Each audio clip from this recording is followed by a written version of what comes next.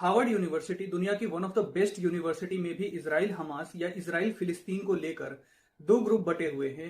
एक इसराइल का सपोर्टर तो दूसरा फिलिस्तीन का सपोर्टर, जिनमें समय समय पर डिस्प्यूट होता रहता है। अभी इसराइल हमास वॉर की वजह से यूनिवर्सिटी के अंदर का ये डिस्प्यूट बढ़ चुका है। फिलिस्तीनी सपोर्टर्स एक नारा लगाते हैं कि फिलिस्तीन को आजाद करो from the river to the sea, यानी कि Jordan river to the Mediterranean C.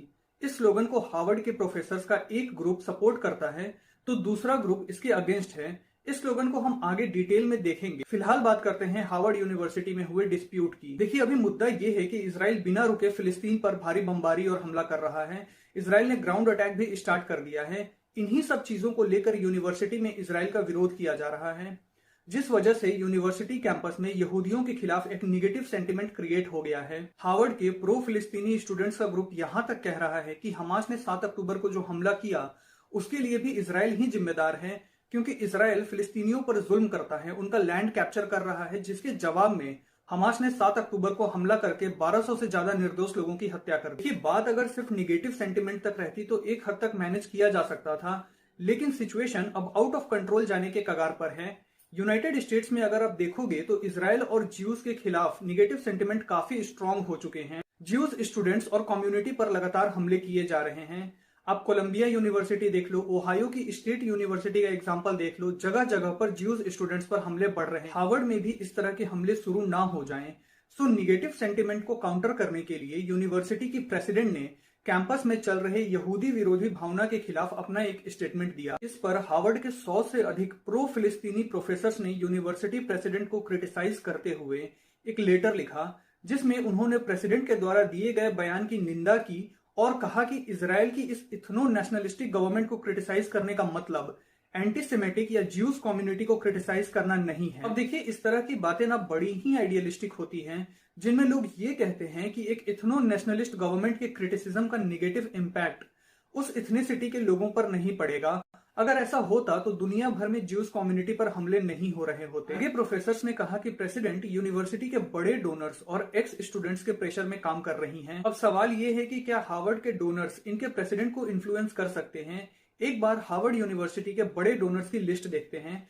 Foreign entities, take billionaires, बड़े businessman and investors Harvard university के टॉप डोनर्स की लिस्ट में शामिल हैं। ये 2018-19 का डेटा है। सबसे बड़ा डोनेशन आता है लियोनार्ड ब्लावतनिक की तरफ से। ये हार्वर्ड बिजनेस स्कूल के एक्स एलुमनाई और एक अमेरिकन ब्रिटिश एंटरप्रेन्योर हैं, जो कि ज्यूज कम्युनिटी से आते हैं।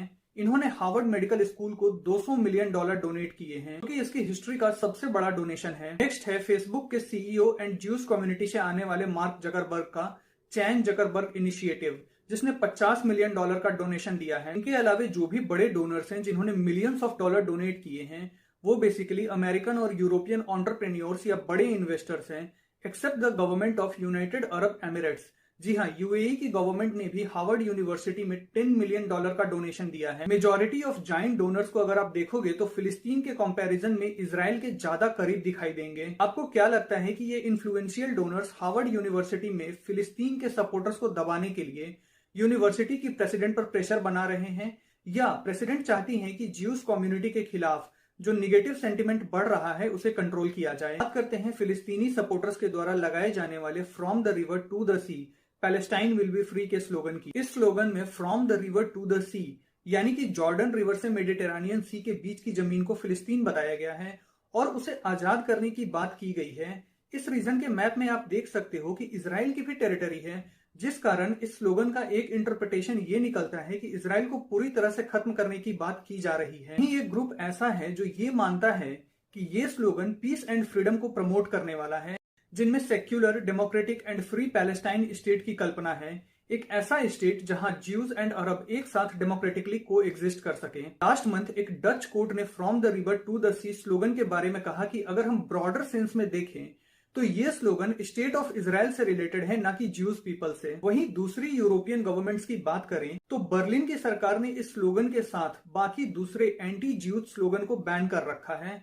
लास्ट मंथ ऑस्ट्रिया की कैपिटल वियना में एक प्रो पैलेस्टीनियन प्रोटेस्ट हो रहा था, जिसे अथॉरिटीज ने बैन कर दिया, क्योंकि इस प्रोटेस्ट में from the river to the sea के नारे लगाए जा रहे हैं।